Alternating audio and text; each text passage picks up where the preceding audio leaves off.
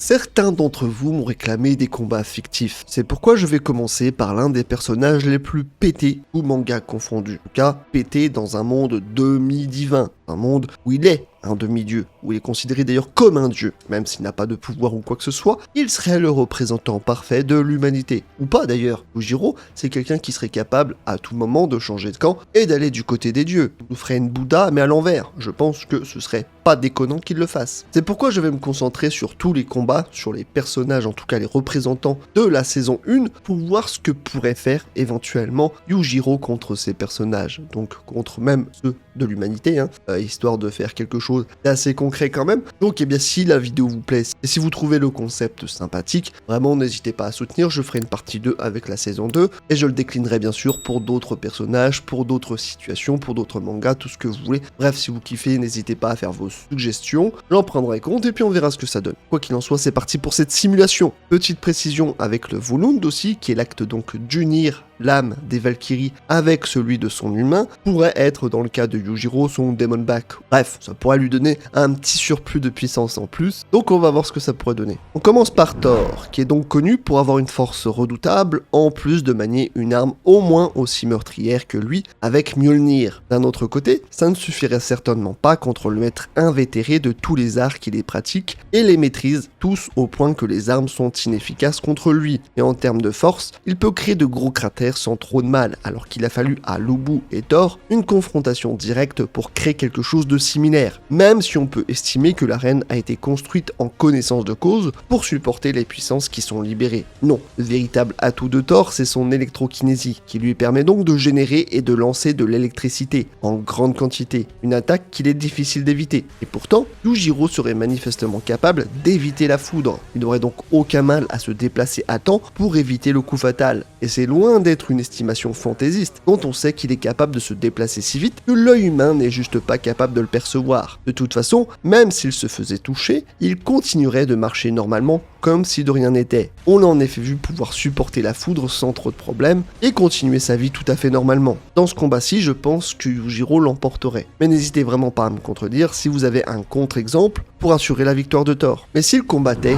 au nom des dieux, dans le premier combat, il se retrouverait donc contre Lubu, quelqu'un qui dispose lui aussi d'un titre rafraîchissant qui le mettrait au sommet de toutes les tours. En fait, les deux hommes se ressemblent énormément et disposent tous deux d'une force exemplaire. Habile utilisateur du Skypiercer, peu de choses semblent pouvoir résister à sa lance destructrice qui fait des ravages. Pourtant, comme je l'ai dit précédemment, Yujiro est quelqu'un d'assez fort et résistant pour ne pas craindre les armes, encore moins les armes blanches. La plupart du temps, il se contente de les esquiver ou tout simplement de les ruiner en morceaux. Et il est très difficile de percer sa peau, avec une arme ou sans arme. En revanche, la puissance de Lubu est si colossale qu'il est capable de fendre le ciel. Il a également une force et une résistance à toute épreuve. Personnellement, j'estime qu'on aurait là l'un des combats les plus serrés, avec deux hommes qui se ressemblent beaucoup et qui n'ont tous deux aucune pitié tant qu'ils obtiennent la victoire. S'il joint sa vitesse de frappe à sa puissance physique, il pourrait éventuellement prendre l'avantage. Avec des cris assez puissants pour faire trembler un immeuble et une vitesse assez élevée pour éclater ses chaussures, nous aurions sans doute droit à un choc des titans en bonne et due forme. Le combat serait très serré comme je l'ai dit, mais je donnerais un léger avantage à Lubu pour tout ce qu'il a fait auparavant. Il est tout de même capable de porter d'énormes rochers et de les balancer sans aucun problème. Sa force ne semble contenir aucune limite. C'est aussi le cas de Yujiro, mais tout de même avec des capacités moindres. Passons désormais à Zeus, qui, ça tombe bien, est lui aussi un obsédé des combats. C'est d'ailleurs par amour pour le défi que lui proposait ce tournoi, il a gentiment accepté les conditions de Brunhild. Son atout principal, c'est sa force incommensurable qui peut rivaliser avec les plus grands dieux. Il dispose également d'une résistance plus élevée que la moyenne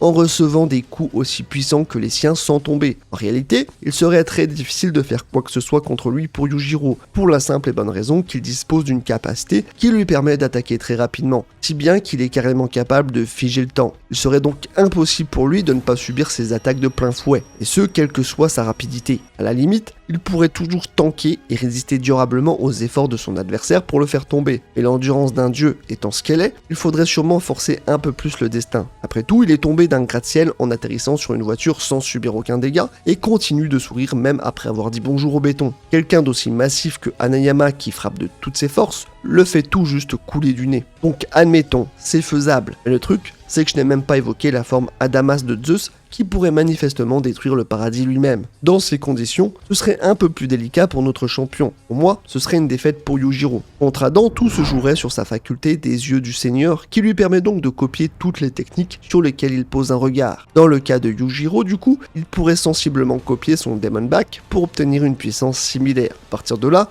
tout ne serait qu'une question d'endurance. Le seul point faible d'Adam, c'est sa constitution, qui on l'a vu, n'est pas faite pour supporter un grand nombre de techniques. Son système nerveux se surcharge en effet lorsqu'il utilise trop sa technique. Yujiro étant quelqu'un qui ne fait aucun geste superflu, en plus de connaître un grand nombre de techniques, pour pallier à toutes sortes de situations, il trouverait certainement une tactique pour contrer ce pouvoir. Car oui, quand bien même Adam peut copier tout ce qui est physique, il n'a aucune mainmise sur l'intelligence et les connaissances. On le voit à plusieurs reprises analyser des styles et déceler leurs faiblesses. Les techniques de Yujiro étant elles aussi perfectibles, il en est certainement conscient. C'est pourquoi j'émets l'hypothèse qu'il pourrait s'en sortir en trouvant une faille. Étant un génie du combat, je le vois difficilement perdre sur cette manche. Il suffirait de temporiser tout en changeant constamment de tactique afin de forcer Adam à recourir à ses yeux du Seigneur le plus possible. Je ne sais pas si c'est envisageable sur la durée, mais l'endurance étant la faiblesse manifeste du premier homme, c'est selon moi ce qui pourrait lui permettre de prendre l'ascendant. On passe désormais à Poséidon, le plus arrogant des combattants du Ragnarok, celui pour qui personne ne mérite un simple regard. J'imagine qu'il en serait tout autre avec Yujiro. Demande pourquoi.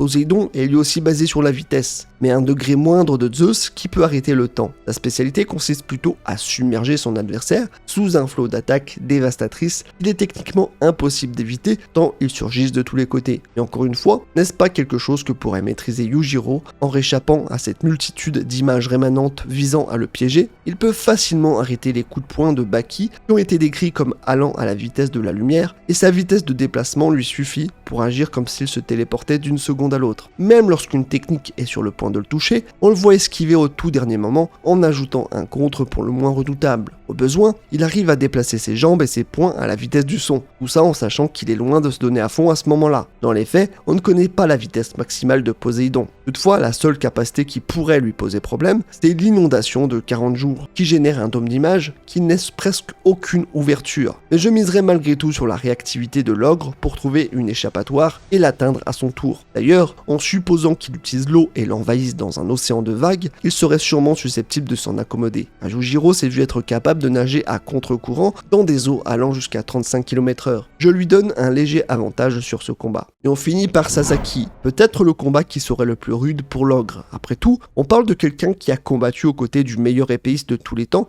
avec Musashi, ce n'est donc pas rien. Et Musashi fut le plus proche de Yujiro en termes de puissance jusqu'à maintenant. Donc on est déjà bien. Et en dehors de ça, c'est la faculté du sabreur qui est étonnamment utile en combat. Avec sa défense aux 1000 images, il détient un pouvoir analytique pratiquement infaillible, décryptant ainsi les mouvements de son adversaire pour le simuler sous forme d'image, qui l'aide à trouver un moyen de le vaincre avec un taux de prédiction relativement élevé. Toutefois, elle ne s'avère pas toujours exacte à 100%, en plus de ne pouvoir être utilisée indéfiniment. Au-delà de ça, c'est donc un sabreur confirmé. Mais alors qu'est-ce que pourrait prédire Kojiro en dehors des diverses morts dont il pourrait être victime s'il faisait un faux pas? Prédire ne signifie pas pour autant pouvoir y réagir. Moi ce que j'en dis, c'est qu'il ne faudrait surtout pas que Yujiro réussisse à mettre la main sur son katana. Il est en effet capable de briser une âme sans effort, rien qu'avec son pouce. Et quand bien même il serait submergé par ses attaques, il pourrait tout simplement faire trembler le sol tout en brisant une partie de l'arène. Pour vaincre quelqu'un, tous les moyens sont bons. Et pour ça, rien de tel que de décontenancer son adversaire, en claquant des mains si fort qu'il implique de se boucher les oreilles par exemple. Et bien qu'on puisse convenir qu'il ne soit pas à pleine puissance à ce moment-là, Yujiro dispose d'une peau et de muscles assez denses pour ne pas être traversé par un katana. Un katana qui peut couper des véhicules blindés entre les mains de Musashi, d'autant plus que sans être aussi perfectionné, il est tout de même en mesure de déceler toutes les faiblesses de quelqu'un rien qu'en posant ses yeux sur lui. Pour le coup, Kojiro n'aurait pas le droit à l'erreur. Il n'est pas aussi résistant que les autres et un faux mouvement pourrait lui coûter cher. Il suffirait à Yujiro de le toucher à l'aide d'une technique pour en finir rapidement en brisant chacun de ses os. Moi je pense qu'il aurait moins de chance que d'autres vis-à-vis de ses connaissances et de son adaptation. Toutefois, si Kojiro arrive à trouver la faille et arrive à réagir à temps, il pourrait probablement l'emporter lui aussi. C'est un combat très incertain, mais je donnerai une petite victoire pour Yujiro. Une petite. En somme, vous l'aurez peut-être compris, mais si Yujiro était invité à participer au Ragnarok, je pense qu'il serait un entre-deux. Une carte maîtresse au même titre que Bouddha qui est parti du côté des humains. Je pense qu'avec Yujiro, on serait à peu près dans la même configuration. On ne sait pas trop ce qu'il pense. Puis il est quand même considéré comme un dieu au sein de Baki, son univers. On a vu des gens qui le priaient et qui le considéraient vraiment comme une religion à part. Yujiro, qui est donc plus proche d'un dieu finalement que d'un humain, et il n'a aucune affection particulière, pourrait combattre aux côtés des dieux. Ça ne me surprendrait vraiment pas de sa part. Ou bien il pourrait aussi tout simplement se battre contre les décans, ce qui serait encore moins improbable sachant qu'il cherche le défi constamment et que ça ne lui suffirait certainement pas. Oh, il se ferait quand même raser de la planète parce que les dieux ont un pouvoir omnipotent. Tiens, ce serait peut-être la seule solution viable pour vaincre Yujiro d'ailleurs, j'y pense. Ouais, mais bon, faire appel aux dieux, c'est techniquement impossible dans Baki. On peut juste appeler Obama, qui est quand même fan de lui, et Trump, qui, le pisse dessus en le voyant, tout simplement.